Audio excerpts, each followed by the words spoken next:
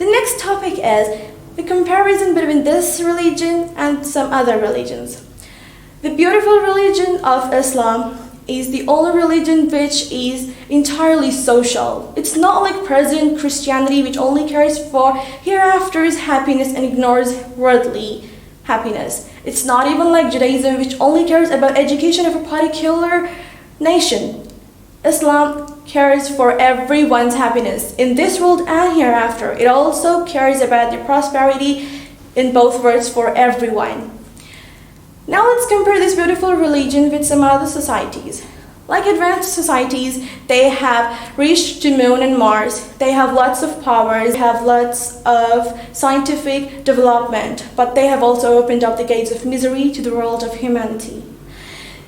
We cannot deny that they are not having fun. Yay, they are enjoying their environment and their worldly blessings, but they are also engaged with some big problems like international bloodsheds and universal conflicts. They have also destroyed the world twice in less than a quarter of a century and killed many peoples.